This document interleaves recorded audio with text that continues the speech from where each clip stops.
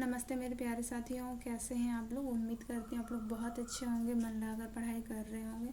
स्वागत है आपका हमारे चैनल श्याम अकेडमी में। और दोस्तों यहाँ पे जितने मैंने एग्ज़ाम्स लिख रखे हैं, इसमें से अगर आप किसी भी एग्ज़ाम्स की तैयारी कर रहे हैं तो आपके लिए ये क्लासेस यूज़फुल रहेंगी। टीजीटी पीजीटी के लिए थोड़ा सा कम कह सकते हैं, क्योंकि इसमें कथन कम बनते हैं। बाकी सब में बहुत ज़्यादा मात्रा में कथन पूछे जाते हैं।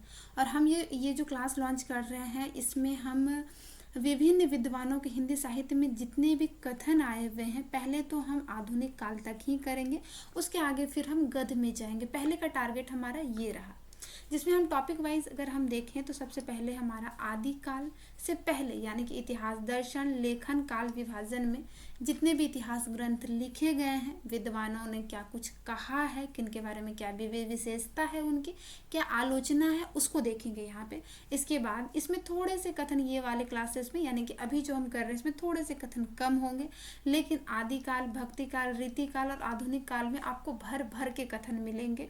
और आप इसको जितना भी वीवीआई लगा लीजिए, आप लगा सकते हैं। आपके एग्जाम्स में कथन बनेंगे ही, इसके साथ साथ आपका कॉन्सेप्ट भी क्लियर होगा। तो चलते हैं हम सबसे पहले क्लासेस पे। ये क्लास हो गया हमारा साहित्य, इतिहास, दर्शन, लेखन और काल विभाजन से संबंधित।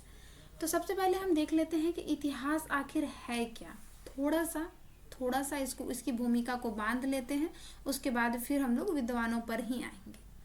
इतिहास क्या है कि अतीत के तथ्यों का कालक्रम अनुसार किया गया वर्णन, विश्लेषण इतिहास कहा जाता है। यूनानी विद्वान हीरोडोटस ने इतिहास के 4 लक्षण बताए हैं। कौन कौन से? वैज्ञानिक विधा होने से इतिहास की पद्धति आलोचनात्मक होती है।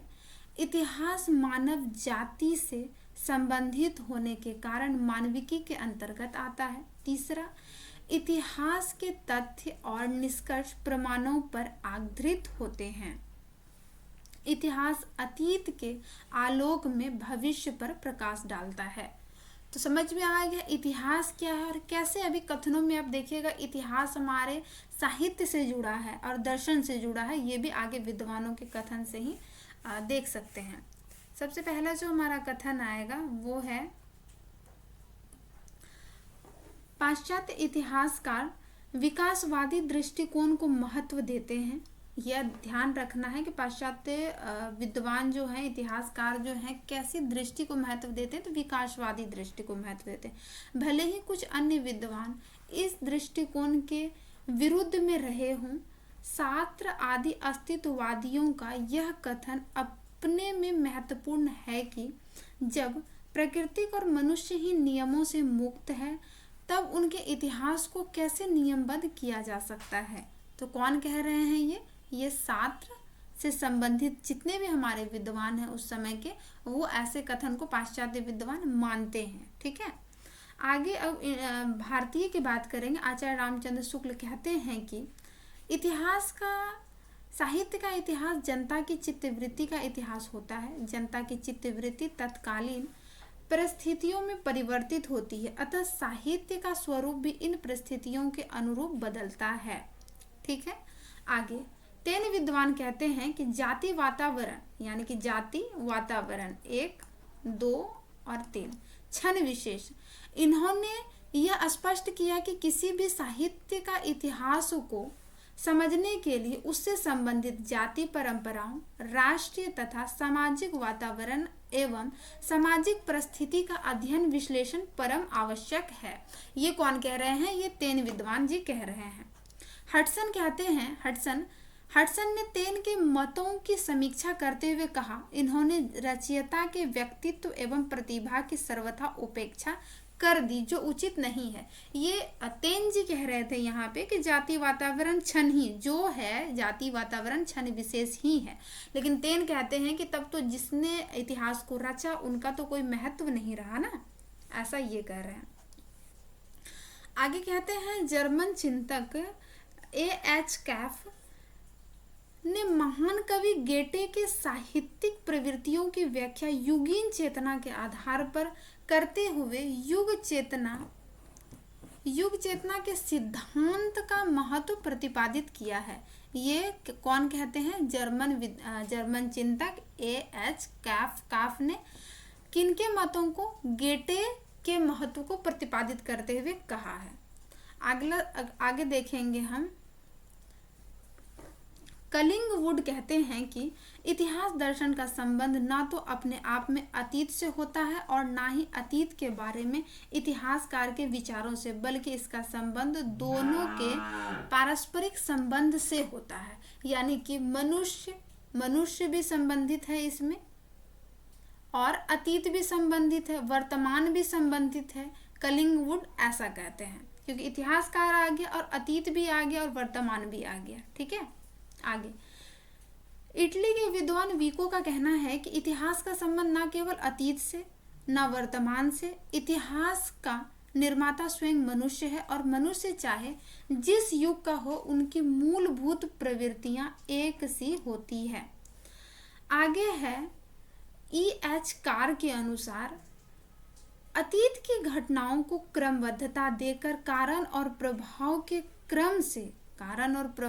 को क्रम से रखना ही इतिहास है। कारण कार्य श्रृंगार में गूंथ कर ही तथ्य ऐतिहासिक बनते हैं। जब किसी तथ्य की अन्य तथ्यों के साथ संगति खोज ली जाती है, उसके सही सौंदर्य का पता चल जाता है, तो वह ऐतिहासिक तथ्य बन जाता है। इतिहासकार की प्रतिभा बिखरे हुए तथ्यों के निहित संगति के सूत्र खोज लेती है। तो ये कौन कहते हैं? E.H. कार कहते हैं। कार्लाइलर कहते हैं कि किसी राष्ट्र के काव्य का इतिहास वहाँ के धर्म, राजनीति और विज्ञान का इतिहास होता है। काव्य के इतिहास में लेखक को राष्ट्र के उच्चतम लक्ष्य, उसकी क्रमगत दिशा और विकास को देखना ही अति आवश्यक है। ठीक है, आगे आचार्य रामचंद्र शुक्ल जी कहते हैं कि यहाँ से डायरेक्टली आपके कोटेशंस आ भी सकते हैं, बहुत कम आते हैं, लेकिन आपका ये कॉन्सेप्ट क्लियर हो जाएगा कि इतिहास दर्शन कहता क्या है, इतिहास कहता क्या है, इतिहास किस तरह से हमारे साहित्य से जुड़ा है। ये चीज़ें आपकी कॉन्सेप्ट क्लियर होंगे। रामचंद्र शुक्ल ने अपने हिंदी साहित्य के इतिहास में यह स्वीकार किया, रीति काल के कवियों के परिचय लिखने में मैंने प्राय उक्त ग्रंथ मिश्र बंधु विनोद से लिए हैं। आगे हम देखेंगे, क्योंकि इसमें मैंने बताया था इतिहास दर्शन, काल विभाजन, नामकरण सबको रखा हुआ है, तो विभिन्न टाइप के आपके यहाँ पे कथन देखने को मिलेंगे। आचार्य रामचंद्र शुक्ल आगे कहते हैं, साहित्य के इतिहास के प्रति एक निश्चित एवं सुस्पष्ट दृष्टिकोण का परिचय देते हुए यह सिद्धांत स्थापित किया कि प्रत्येक देश का साहित्य वहाँ की जनता की चित्तवृत्ति का संचित प्रतिबिंब होता है।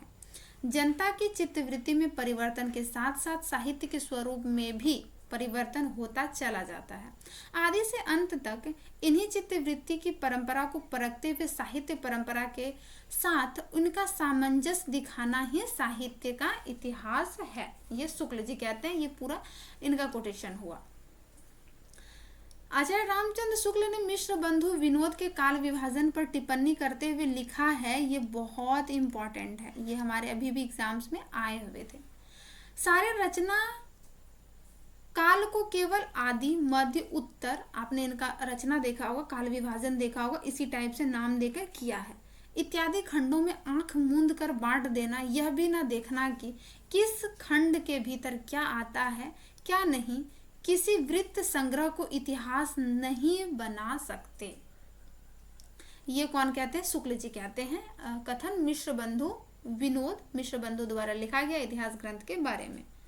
वस्तुतः शुक्ल जी हिंदी साहित्य के इतिहास की रचना करके एक मानदंड प्रस्तुत किया। उन्होंने जो प्रवृत्ति मूलक इतिहास प्रस्तुत किया उसमें कवियों के साहित्यिक महत्व को पहचानने के उपरांत उन्हें इतिहास में स्थान दिया। इसीलिए यह संभव हो सका कि वे मिश्र बंधु विनोद के 5000 कवियों की तुलना में केवल 1000 कवियों तक सीमित रह पाए।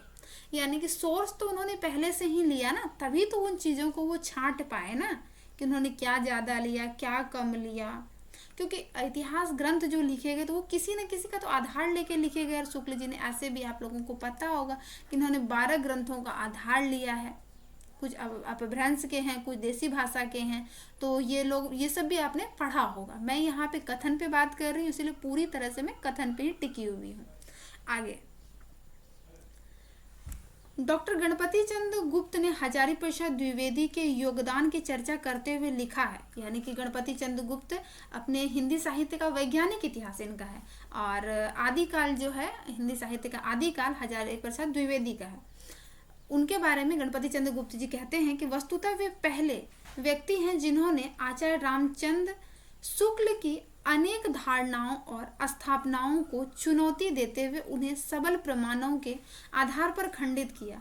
यहाँ तक ऐतिहासिक चेतना व पूर्व परंपरा के बोध की बात है। निश्चित ही हजारी प्रसाद द्विवेदी के सबसे अधिक सशक्त इतिहासकार हैं। ये सबसे अधिक सशक्त इतिहासकार हजारी प्रसाद द्विवेदी को कौन मानते हैं? गणपति चंद्र गुप्त जी मानते हैं। और किस आधार पे? क्योंकि इन्होंने जो अपनी हिंदी साहित्य का आदिकाल लिखा है उनमें बहुत सारी जो है इनके आचार्य रामचंद्र शुक्ल के चीज़ों को जो है तोड़ा है उन्होंने जो चीज़ें दी है, जैसे कि उन्होंने वीर गाथा काल कहा, तो क्यों कहा? क्या ऐसा है सच में जो उन्होंने जिन ग्रंथों को आधार लिया उसमें वीरता की बातें कही गई है? इन चीज़ों को भी वहाँ पे दिखाया गया है, उनको मतलब तथ्य के साथ खंडित किया है आचार्य हजारी प्रसाद द्विवेदी ने। आगे देखते हैं।